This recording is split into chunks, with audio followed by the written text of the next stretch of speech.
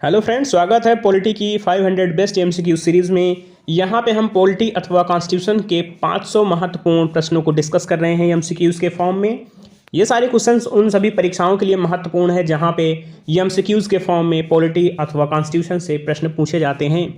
चलिए देखते हैं आज के प्रश्न क्या हैं। तो आज का हमारा पहला क्वेश्चन है, भारत के संविधान में कौन सा आर्टिकल है जो नियंत्रक महालेखक परीक्षक यानी सीएजी कंट्रोलर ऑडिटर जनरल का उल्लेख करता है। ऑप्शन ए है अनुच्छेद 148, ऑप्शन बी है अनुच्छेद 343, अनुच्छेद 266 या फिर अनुच्छेद 248। सो फ्रेंड्स, सीएजी का उल्लेख करने वाला आर्टिकल है आर्टिकल 148। अनुच्छेद 148 सीएजी के पद का उल्लेख करता है। वहीं यह आर्टिकल 151 से लेकर 51 तक जो है, यानी अनुच्छेद 148 से लेकर 151 तक सीएजी का उल्लेख मिलता है। जहाँ पे हमारा जो 149 है आर्टिकल 149 यानी 149 जो उल्लेख है, यह जो है सीएजी के कर्तव्यों का उल्लेख करता है और उनकी शक्तियों का उल्लेख करता है। आर्टिकल 148 जो है यह सीएजी के पद की व्याख्या करता है और उनके कर्तव्यों और शक्तियों का उल्लेख आर्टिकल 149 में है। सीएजी से संबंधित जो आर्टिकल हैं वह 148 से लेकर 151 के मध्य देखने को मिलते हैं। वर्तमान में हमारे भारत देश के सीएजी हैं गिरीश चंद्र मुर्मू यानी जीसी मुर्मू। इस समय प्रेजेंट में सीएजी हैं भारत के। नेक्स्ट क्वेश्चन देखते हैं, भारत के नियंत्रक और महालेखक परीक्षक यानी सीएजी की नियुक्ति कौन करता है। सो सीएजी की नियुक्ति किसके द्वारा की जाती है। यहाँ पे ऑप्शन है प्रधानमंत्री, भारत के मुख्य न्यायाधीश, भारत के राष्ट्रपति या फिर उपाध्यक्ष। तो जो राइट आंसर है वह हो जाएगा हमारा ऑप्शन नंबर सी, यानी सीएजी की नियुक्ति की जाती है भारत के राष्ट्रपति के द्वारा। सीएजी की नियुक्ति की जाती है भारत के राष्ट्रपति के द्वारा, जिनका उल्लेख हमारे संविधान में 148 आर्टिकल से लेकर आर्टिकल नंबर 151 तक देखने को मिलता है। मोस्ट इंपॉर्टेंट है सीएजी का पद। वर्तमान में भारत के सीएजी हैं गिरीश चंद्र मुर्मू। नेक्स्ट क्वेश्चन देखते हैं, भारत के नियंत्रक और महालेखक परीक्षक यानी सीएजी के कार्यकाल का जो है कितना होता है टाइम। 5 वर्ष या फिर 60 वर्ष, 6 वर्ष या फिर 65 वर्ष, 4 वर्ष या फिर 65 वर्ष या फिर 60 वर्ष की आयु। सो फ्रेंड्स, जो हमारे सीएजी होते हैं कंट्रोलर ऑडिटर जनरल, इनका जो पद होता है वह होता है 6 वर्षों के लिए। 6 वर्ष पूर्ण कर लें या फिर उससे पहले यदि उनकी 65 वर्ष की आयु पूर्ण होती है तो वह अपने पद से रिटायर हो जाते हैं। तो यहाँ पे ऑप्शन बी सही होगा। 6 वर्षों का पद होता है सीएजी का। यदि उससे पहले उनकी 65 वर्ष की आयु पूर्ण हो रही है तो वह पद से जो है अपने इस्तीफा दे सकते हैं। इस क्वेश्चन का राइट आंसर होगा ऑप्शन नंबर बी। 6 वर्ष या 65 वर्ष की आयु जो भी पूर्ण कर लें पहले, वो होती है उनके कार्यकाल की समय अवधि। नेक्स्ट क्वेश्चन देखते हैं, भारत का वर्तमान में सीएजी कौन है। सीएजी कंट्रोलर ऑडिटर जनरल कौन है भारत के इस समय पे। ऑप्शन है शशिकांत शर्मा, राजीव महेश्वरी या फिर जीसी मुर्मू या फिर बीएन कौल। तो प्रेजेंट में जो हमारे सीएजी हैं भारत के वे हैं जीसी मुर्मू। जीसी मुर्मू, गिरीश चंद्र मुर्मू, ये भारत के प्रेजेंट टाइम में सीएजी हैं। यह पहले जो है, इसके पहले यानी सीएजी होने से पहले यह जम्मू कश्मीर के JNK के राज्यपाल हुआ करते थे। जो हमारे जीसी मुर्मू हैं यह भारत के 14वें नंबर के सीएजी हैं। 14th नंबर के, 14वें नंबर के हैं सीएजी जीसी मुर्मू, 14वें नंबर के हैं। मोस्ट इंपॉर्टेंट है, जो जीसी मुर्मू हैं वे प्रेजेंट टाइम में सीएजी हैं और 14वें नंबर के हैं। नेक्स्ट क्वेश्चन की ओर बढ़ते हैं। नेक्स्ट क्वेश्चन में पूछा जा रहा है, निम्नलिखित में से कौन सा निगमन पूरी तरह भारत के नियंत्रक और महालेखक परीक्षक द्वारा ऑडिट किया जाता है, यानी कि उसको पूर्ण जिम्मेदारी होती है सीएजी की उसको ऑडिट करें। सो यहाँ पे ऑप्शन है आरबीआई को या फिर जीवन बीमा निगम या फिर एयर इंडिया या फिर भारतीय स्टेट बैंक। तो सीएजी के अंडर में जो हमारा ये आता है एयर इंडिया, इसको पूर्ण रूप से उनका जो है कार्य होता है कि इसको ऑडिट करें और इसके आय और व्यय से संबंधित जो भी डाटा है उसे प्रकाशित करें। तो यहाँ पे ऑप्शन नंबर सी सही हो जाएगा। एयर इंडिया से संबंधित जो है ये सभी आंकड़े का जो है ऑडिट कर सकते हैं। इसके लिए इनको किसी की भी इजाज़त लेने की ज़रूरत नहीं होती, बल्कि जो अन्य संस्थाओं का ऑडिट करते हैं तो उनके लिए जो है वहाँ पे इजाज़त लेने की ज़रूरत पड़ती है। लेकिन एयर इंडिया ऐसा सब्जेक्ट है, यहाँ पे इसके लिए ऑडिट करने की इजाज़त नहीं लेनी होती। ऑप्शन नंबर सी सही होगा। नेक्स्ट क्वेश्चन की ओर बढ़ते हैं। नेक्स्ट क्वेश्चन में पूछा है भारत का संविधान सभा द्वारा जो है कब एक्सेप्ट किया गया। हमारे भारत के संविधान के लिए जो संविधान सभा गठित हुई थी उसने संविधान को कब एक्सेप्टेंस दिया था। 25 अक्टूबर 1958 में, 26 जनवरी 1950 में, 26 जनवरी 1949 में, या फिर 26 नवंबर 1949। तो ऑप्शन नंबर डी सही होगा। यहाँ पे संविधान सभा ने 26 नवंबर 1949 को एक्सेप्टेंस प्रदान कर दी थी हमारे भारतीय संविधान को, जो कि निर्मित किया गया था संविधान सभा द्वारा। संविधान सभा का निर्माण ही हुआ था संविधान को निर्मित करने के लिए, तो संविधान सभा ने इसको एक्सेप्टेंस दी थी 26 नवंबर 1949 को। वहीं 26 जनवरी 1950 को संविधान पूर्ण रूप से लागू कर दिया गया पूरे भारत में लागू कर दिया गया 26 जनवरी 1950 को। नेक्स्ट क्वेश्चन की ओर बढ़ते हैं। नेक्स्ट क्वेश्चन है भारत का संविधान लागू हुआ। सो अभी हमने डिस्कस किया कि भारत का संविधान पूर्ण रूप से पूर्ण भारत में लागू हो गया था 26 जनवरी 1950 को। राइट आंसर होगा ऑप्शन नंबर बी। 26 जनवरी 1950 को हमारा भारत देश में संविधान लागू हो गया। इस दिन हम सेलिब्रेट करते हैं रिपब्लिक डे इस दिन सेलिब्रेट किया जाता है। और आज़ादी कब मिली थी तो 15 अगस्त 1947। 15 अगस्त 1947 को हमें आज़ादी मिली थी। 1947 most important 1947 sorry. So friends, Bharat का संविधान कब लागू हुआ? 26 जनवरी 1950 और संविधान सभा द्वारा इसे 1949 में 26 नवंबर 1949 में एक्सेप्ट किया गया था। नेक्स्ट क्वेश्चन की ओर बढ़ते हैं। संविधान के अनुसार संपत्ति का अधिकार कौन सा अधिकार है इस समय? संविधान के अनुसार जो संपत्ति का अधिकार है इसको कहाँ पे रखा गया है, किस सब्जेक्ट में रखा गया है? मौलिक अधिकारों में, कानूनी अधिकारों में, या फिर सामाजिक अधिकार में, या फिर सैद्धांतिक अधिकार में? सो फ्रेंड्स, जो हमारा संपत्ति का अधिकार है इसे 44वें संविधान संशोधन के द्वारा मौलिक अधिकार से हटा के विधिक अधिकार में रख दिया गया है। स्टार्टिंग में जो हमारा संपत्ति का अधिकार है यह हमें देखने को मिलता था आर्टिकल इसके लिए बना हुआ था आर्टिकल 31 आर्टिकल हुआ करता था संपत्ति के अधिकार के लिए। लेकिन 44वें संविधान संशोधन के तहत 1978 में इसको बना दिया गया संवैधानिक अधिकार और ऐड किया गया 300 आर्टिकल में इसको ऐड कर दिया गया। यानी कि संपत्ति के अधिकार को खत्म कर दिया गया है जो कि उल्लेखित था हमारे आर्टिकल 31 में, और 44वें संविधान संशोधन के तहत 1978 में इसे आर्टिकल 300A के तहत एक संवैधानिक अधिकार बना दिया गया। तो यहाँ पे कौन सा ऑप्शन सही होगा? यहाँ पे ऑप्शन नंबर बी सही हो जाएगा। एक कानूनी अधिकार है यानी कि वैधानिक अधिकार है। ऑप्शन नंबर बी सही होगा। नेक्स्ट क्वेश्चन की ओर बढ़ते हैं। नेक्स्ट क्वेश्चन पूछा जा रहा है जो भारत के संविधान के संबंध में सर्वोच्च और अंतिम न्यायिक न्यायाधिकरण है वह कौन है? तो भारत के संविधान के संबंध में जो अंतिम निर्णय लिया जाता है वह किसके द्वारा लिया जाता है? ऑप्शन है राष्ट्रपति के द्वारा, केंद्रीय मंत्रिमंडल के द्वारा, सुप्रीम कोर्ट के द्वारा, या फिर संसद के द्वारा। तो भारतीय संविधान के तहत जो अंतिम निर्णय का लेने का अधिकार है वह किसके अंतर्गत है? तो वह सुप्रीम कोर्ट ऑफ इंडिया किसी मामले पर अंतिम निर्णय देती है। भारत में, हमारे भारत देश में अंतिम निर्णय देने का अधिकार किसके पास है? सुप्रीम कोर्ट के पास। नेक्स्ट क्वेश्चन देखते हैं। नेक्स्ट क्वेश्चन में पूछा जा रहा है भारतीय संविधान में कुल कितनी अनुसूचियां हैं? अनुसूचियों यानी शेड्यूल्स की संख्या पूछी जा रही है। ऑप्शन है 8 अनुसूचियां हैं, 12 अनुसूचियां हैं, 10 हैं, या फिर 14 अनुसूचियां हैं। सो हमारे भारतीय संविधान में प्रेजेंट में 12 अनुसूचियां हैं और भागों की बात करें तो 25 भाग हो चुके हैं इस समय भारतीय संविधान के। और अनुच्छेद की बात करें तो अनुच्छेद हो चुके हैं लगभग 470 अनुच्छेद भारतीय संविधान में इस समय देखने को मिलते हैं। वहीं बात करें मूल संविधान में तो मूल संविधान में हमारी 8 अनुसूचियां हुआ करती थी, 22 भाग हुआ करते थे और अनुच्छेद 395 अनुच्छेद हुआ करते थे मूल संविधान में।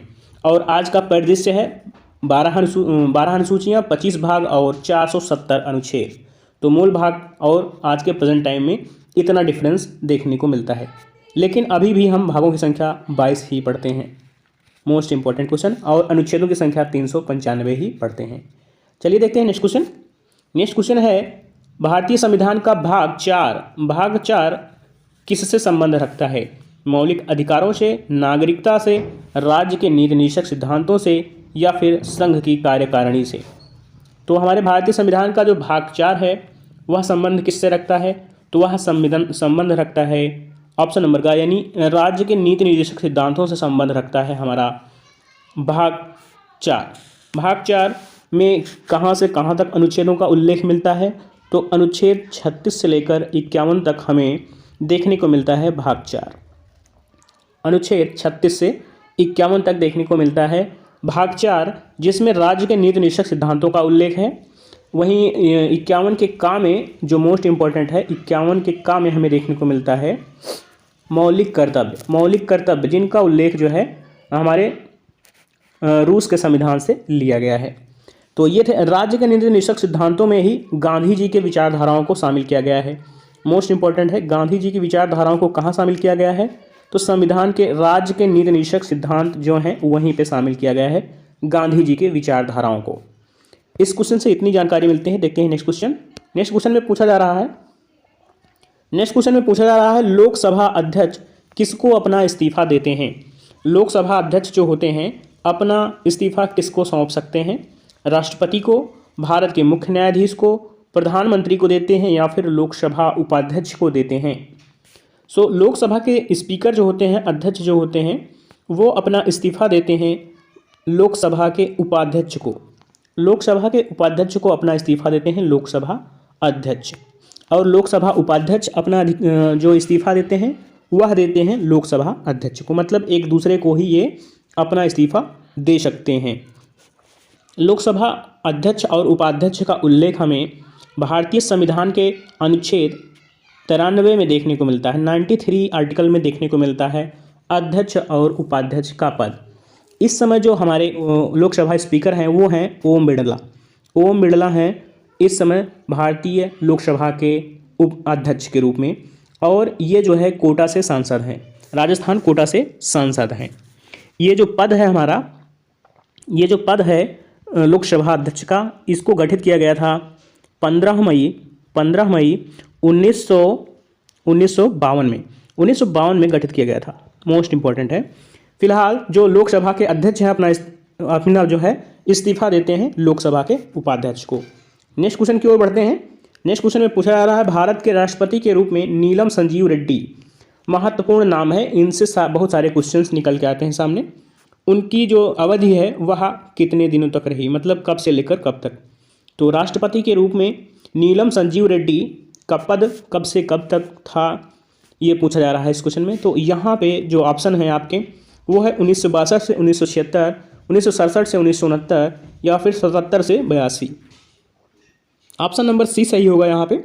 1977 से लेकर 1982 तक हमारे राष्ट्रपति के रूप में आते हैं नीलम संजीव रेड्डी, और यह भारत के सबसे कम उम्र के चुने जाने वाले राष्ट्रपति हैं।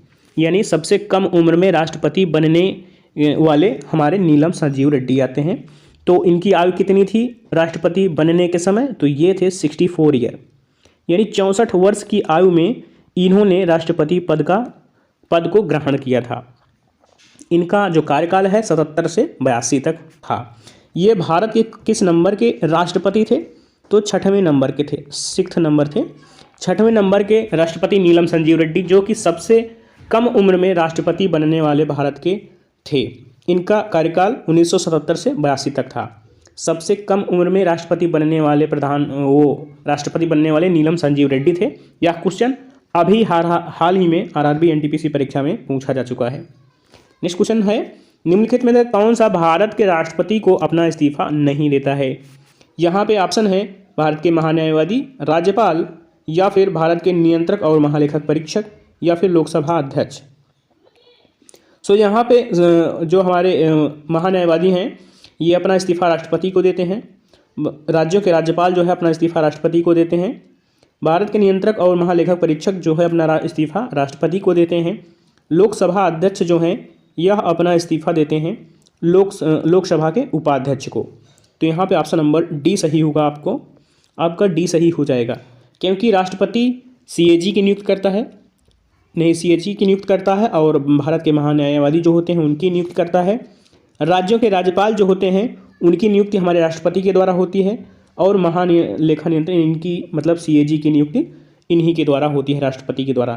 तो इस्तीफ़ा भी इन्हीं को दिया जाता है। मोस्ट इंपॉर्टेंट है यहाँ पे ऑप्शन नंबर डी सही होगा। लोकसभा अध्यक्ष अपना इस्तीफ़ा देते हैं लोकसभा उपाध्यक्ष को। नेक्स्ट क्वेश्चन देखते हैं। नेक्स्ट क्वेश्चन है लोकसभा अध्यक्ष पद की शपथ कौन लेता है। तो लोकसभा पद की अध्यक्ष कौन दिलाता है लोकसभा अध्यक्ष को। तो यहाँ पे प्रधानमंत्री दिलाते हैं, राष्ट्रपति दिलाते हैं, सुप्रीम कोर्ट के मुख्य न्यायाधीश दिलाते हैं, या फिर उनकी शपथ नहीं होती। तो लोकसभा स्पीकर जो होते हैं इनकी शपथ ही नहीं होती। ऑप्शन यहाँ पे डी सही होगा। लोकसभा स्पीकर की शपथ नहीं होती है, लोकसभा स्पीकर की शपथ नहीं होती है, ऑप्शन डी सही होगा। नेक्स्ट क्वेश्चन देखते हैं। निम्नलिखित में से कौन भारतीय नागरिकों के मौलिक कर्तव्य नहीं है। आपके ऑप्शन है सार्वजनिक संपत्ति की सुरक्षा करने के लिए, सार्वजनिक संपत्ति की सुरक्षा करना यह कर्तव्य है। प्राकृतिक पर्यावरण की रक्षा और सुरक्षा के लिए, तो इसकी भी रक्षा करना ही आपका कर्तव्य है। ऑप्शन नंबर सी है सभी महिलाओं की बात मानना। तो ये तो गलत हो जाएगा, सभी महिलाओं की बात मानना यह बाध्य नहीं करता हमारे मौलिक कर्तव्य, ये मौलिक कर्तव्य नहीं है। तो ऑप्शन सी गलत है। और ऑप्शन फोर्थ है वैज्ञानिक स्वभाव और जांच की संभावना का विकास करना। जी हाँ, वैज्ञानिक भाव का जो है विकास करना, ये जो है मूल कर्तव्य में आता है। तो ऑप्शन नंबर सी सही होगा, ये गलत है, बाकी सब मौलिक कर्तव्यों में आते हैं। नेक्स्ट क्वेश्चन की ओर देखते हैं। नेक्स्ट क्वेश्चन है निम्नलिखित में से कौन सा राज्य के नीति निषेध सिद्धांत का स्तंभ नहीं है। लोकतांत्रिक सिद्धांत, उदारवादी सिद्धांत, गांधीवादी सिद्धांत, या फिर सामाजिक आर्थिक सिद्धांत। तो ऑप्शन नंबर यहाँ पे ए सही हो जाएगा। लोकतांत्रिक सिद्धांत नहीं आता है हमारे राज्य के नीति निषेध सिद्धांतों में। राज्य के नीति निषेध सिद्धांतों में उदारवादी सिद्धांत शामिल हैं, गांधी जी के विचार शामिल हैं, सामाजिक व आर्थिक सिद्धांत यहाँ पे आपको देखने को मिलेंगे। राज्य के नीति निषेध सिद्धांत कहाँ पे उल्लेखित हैं। तो ये हैं भाग 4 में। भाग 4 में है आर्टिकल 36 से लेकर 51 के बीच में, आर्टिकल 36 से 51 के बीच में बताए गए हैं। नेक्स्ट क्वेश्चन देखते हैं। डॉक्टर अंबेडकर ने निम्नलिखित में से किस लेख को संविधान की आत्मा कहा है। भारतीय संविधान की आत्मा कहा है डॉक्टर अंबेडकर ने किस आर्टिकल को। तो यहाँ पे ऑप्शन है आर्टिकल 32, आर्टिकल 368, आर्टिकल 19, या फिर आर्टिकल 15। सो फ्रेंड्स, जो हमारा आर्टिकल 32 है इसको डॉक्टर भीमराव अम्बेडकर ने संविधान की आत्मा कहा है। संविधान की आत्मा कहा है अनुच्छेद 32 को। यहाँ पे अनुच्छेद 32 जो है यह है क्या, तो यह है संवैधानिक उपचारों का अधिकार। संवैधानिक उपचारों का अधिकार देखने को मिलता है इसके अंतर्गत। इससे ही लिंक करता हुआ आर्टिकल मिलेगा आपको आर्टिकल 226। आर्टिकल 226 भी इसी से रिलेट करता हुआ मिलेगा। तो यहाँ पे आर्टिकल हमारा 32 जो है यह संबंध रखता है संवैधानिक उपचारों के अधिकार से, जिसको कि भीमराव अम्बेडकर ने संविधान की आत्मा कहा था। नेक्स्ट क्वेश्चन है निम्नलिखित में से कौन सा लेख राष्ट्रीय आपातकाल के दौरान लागू रहता है। फ्रेंड्स, जो हमारे देश में राष्ट्रीय आपातकाल हैं उनका उल्लेख जो है आर्टिकल 352 से लेकर आर्टिकल 360 के मध्य देखने को मिलता है। आर्टिकल 360 के मध्य देखने को मिलता है। तो ये जो राष्ट्रीय आपात है वह 352 के तहत घोषित किया जाता है। राज्यों में जो राजतंत्र फेल हो जाता है तो वहाँ पे 356 लागू होता है, और वित्तीय आपात के समय हमारा 360 लागू होता है। वित्तीय आपात अभी तक भारत में एक बार भी नहीं लागू हुआ है। सो राष्ट्रीय आपात के तहत जो है सभी मौलिक अधिकार ख़त्म कर दिए जाते हैं। एक ही मौलिक अधिकार जो है लागू रहता है, वह कौन सा है, तो वह है अनुच्छेद 21 में वर्णित। अनुच्छेद 21 में वर्णित है हमारा प्राण और दैहिक स्वतंत्रता। प्राण और दैहिक स्वतंत्रता का अधिकार अनुच्छेद 21 में वर्णित है, यह लागू रहता है, और बाकी सभी भी जो है मौलिक अधिकार स्थगित कर दिए जाते हैं हमारे आपातकाल के दौरान। नेक्स्ट क्वेश्चन देखते हैं। नेक्स्ट क्वेश्चन है भारतीय संविधान का अनुच्छेद 18 किससे संबंध रखता है? भारतीय संविधान का अनुच्छेद 18 किससे संबंध रखता है? अस्पृश्यता उन्मूलन से, टाइटल के उन्मूलन से, बालाश्रम के उन्मूलन से, या फिर समानता के अधिकार से। सो हमारा जो आर्टिकल 18 है, अनुच्छेद 18, यह संबंध रखता है टाइटल यानी उपाधियों के अंत से संबंध है। उपाधियों का अंत बताया गया है आर्टिकल 18 में। और आर्टिकल 19 जो है हमारा, आर्टिकल 19 इसके अंतर्गत बोलने की स्वतंत्रता है और प्रेस की स्वतंत्रता है। तो ये सारे जो है अधिकार आर्टिकल 19 में देखने को मिलते हैं, बोलने का और प्रेस की स्वतंत्रता का अधिकार। आर्टिकल 18 जो है उपाधियों का अंत करता है। आर्टिकल 18 के द्वारा ही भारत के द्वारा राष्ट्रपति द्वारा जो भारत रत्न आदि पुरस्कार प्रदान किए जाते हैं उनको जो है वितरित किया जाता है। वहीं आर्टिकल 15 भी समानता के अधिकार से संबंधित है। मूल वंश, जाति, धर्म, जन्म स्थान के आधार पर भेदभाव को निषेध करता है आर्टिकल 15। तो ये थे आज के लिए भारतीय संविधान और पॉलिटी से संबंधित MCQs। आपको कैसे लगे प्लीज़ सब्सक्राइब करें और शेयर करें। Thanks for watching. मिलते हैं नेक्स्ट वीडियो में।